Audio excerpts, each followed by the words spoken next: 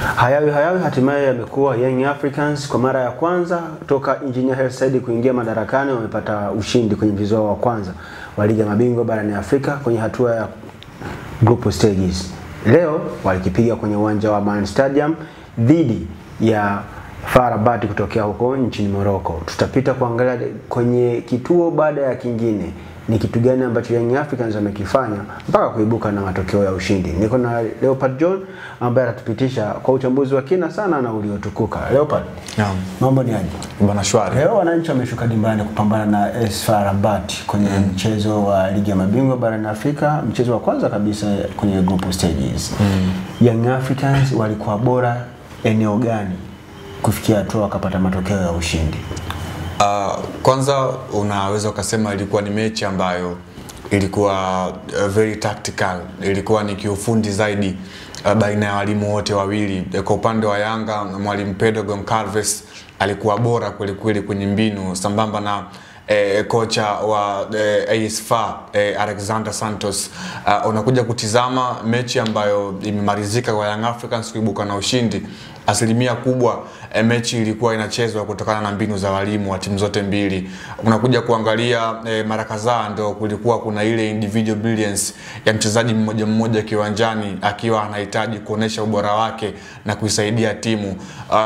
Unakuta mtu kama vile Paco Mpedo Zouzoua mara kadhaa alikuwa anajaribu kuichukua mechi na kuifanya kama vile anataka kufanya kitu kwa ajili ya timu yake, lakini kwa asilimia kubwa unaona walimu walikuwa wanahusika kwenye kiuchezaji. Mwalimu Pedro Goncalves alikuwa bora kuweza kuwasoma wapinzani wake maeneo ambayo walikuwa ni hatari, na ndio maana nakuja kuangalia wachezaji ambao walikuwa ni hatari kwa upande wao kwenye siku ya leo walikuwa wanakosa kuonesha ule hatari wao. Mtu kama vile Reda Salem, jezi nambari 10, ambaye alikuwa anazungumzwa sana kuelekea kwenye huu mchezo, leo hakuna kitu ambacho amekifanya chenye madhara kwenye lango la timu ya Young Africans. Kiungo Mohamed Himrat the same, naye pia leo alikuwa anakosa kutawala kiungo kutokana na kile ambacho mwalimu Pedro aliingia nacho. Kwanza ni falsafa yake ambayo alizungumza kwenye press mapema jana, kwamba anaenjoy kucheza mpira, and then akishacheza mpira ndio matokeo mazuri yanapatikana. Angalia kwenye eneo la kiungo namna ambavyo hii leo aliingia zaidi ya viungo 5 kwa wakati mmoja ambao walikuwa na support team kuweza kumiliki mpira huku wakiwa wanafanya transitions. Mtu kama vile Djuke Abuya leo alikuwa ana majukumu mengi kiwanjani. Maxim pia Zegeli alikuwa yupo kwenye eneo la kiungo, sambamba na Celestine Ekua ambaye alikuwa kama vile surprise kwenye coast ya Young Africans leo. Alikuwa anatokea pembeni, lakini mara kadhaa alikuwa anaingia ndani kuweza kuongeza ile numerical advantage kwenye eneo la kiungo. Hii yote ilikuwa ni plan ya mwalimu Pedro kuweza kuwafanya ama kuwanyima uhuru AS FAR kwenye eneo la kiungo ambalo ndilo ambalo lilikuwa bora mara zote tangia kwenye michezo kadhaa ambayo amekwishawahi kucheza. Ndio maana unakuja kuangalia goli ambalo Young Africans amelifunga lilianzia kwenye eneo la kiungo. Makosa ambayo waliyafanya viungo wa AS FAR kuachia mianya, inapigwa long balls na Mudathir Yahya Abbas nyuma ya migongo ya mabeki wa AS FAR.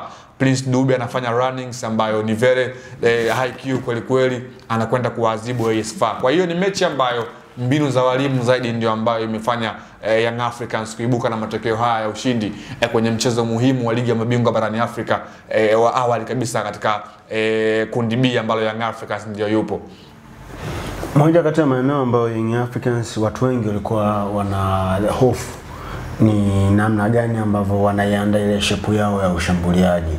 Na kukawa kuna maneno mengi sana kuhusiana na Prince Dube. Umeionaje safu ya ushambuliaji wa Young Africans kwa siku ya leo, the way ambavyo walivyocheza? Kikubwa ambacho nimekiona ni kwamba safu ya ushambuliaji imebadilika kutokana na mechi husika. Walifahamu kwamba kwa falsafa ya AS FAR and then wapo ugenini watakuwa wako nyuma muda mwingi. walikuwa wanahitaji kiungo ambaye anaweza kuifungua hiyo safu ya ulinzi ambayo muda mwingi itakuwa inafanya mid block and then wakiwa wanakusubiri uje wafanye counter attack. Unakuja kuangalia mtu kama vile Paco Mzuzwa, huyu ndo amekuwa kama vile ufunguo kwenye klabu ya Young Africans. Leo alikuwa bora kweli kweli akiweza kuwasumbua safu ya ulinzi ya timu ya AS FAR. Prince Dube obviously mara kadhaa amekuwa akiswago kwenye kufunga, lakini ni striker ambaye ni hatari kweli kweli kwenye box la timu pinzani. Tazama namna ambavyo goli ambalo leo amelifunga. Unaweza ukamsifu mpigaji wa pasi ambaye Mudathir Yahya Abbas, lakini binafsi yake Prince Dube alikuwa ameshatambua ile anticipation yake, namna ambavyo mpira umetoka mpaka kwenye kumfikia. Kiuchezaji safi ya ushambuliaji ya timu ya Young Africans leo ilikuwa tofauti na vile ambavyo tumekwisha kuizoea. Kwanza ilikuwa sharp kwenye kufanya matendo. Unaangalia walipokuwa wakifika kwenye timu ya AS FAR, yani timu pinzani, walikuwa wanachowaza zaidi ni kuweza kufunga. Ndio maana unaangalia dakika mbili za mwanzoni Young Africans walikuwa wameshapiga on target zaidi ya 2 ambazo alizifanya Maxim pia Nzegeli, ambazo zilikuwa zimezalisha kona kadhaa. Kwa hiyo unaangalia leo walikuwa sharp kwenye kufanya matendo ambayo yalikuwa yanataka wao kuweza kufunga, na ndicho ambacho imekuwa silaha kubwa na surprise kwa AS FAR kwa siku ya leo. Watu wengi wanamtaja Paco Mzuzwa kuwa ndio man of the match kwenye mchezo wa leo kulingana na namna ambavyo alivyocheza.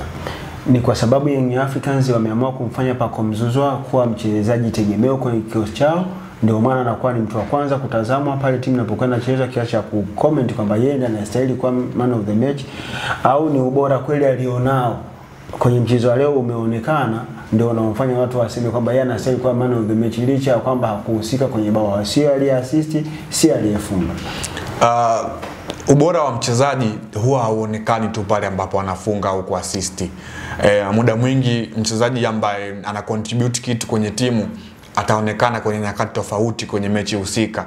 Paco Mzuzwa licha ya kutokuassist leo, licha ya kutokufunga leo, amekuwa bora kwenye kufanya timu pinzani iwe ina haha kweli kweli. Ulikuwa unaangalia wakati Paco Mzuzwa akifanya dribbling, mabeki zaidi ya 4 walikuwa wakimkaribia ili kuweza kumfanyia making. Ili ilikuwa inatoa options kwa kina Prince Dube ambao walikuwa wanakati ndani, wakina Maxim pia Nzegeli ambao walikuwa wanasogelea dimba la timu pinzani, akiwemo mtu kama vile Duke Abuya ambaye pia ana sifa hiyo kuweza kushambulia. Ile mianya ambayo ilikuwa inapatikana ni option kwa Young Africans ambayo Paco Mzuzwa uwepo wake kiwanjani ilikuwa ina contribute. Hiyo ni moja, lakini pili, angalia namna ambavyo Paco Mzuzwa anacheza. Uchezaji wa Paco ni aina ya uchezaji tofauti na wachezaji wengine kwenye ligi kuu hata barani Afrika.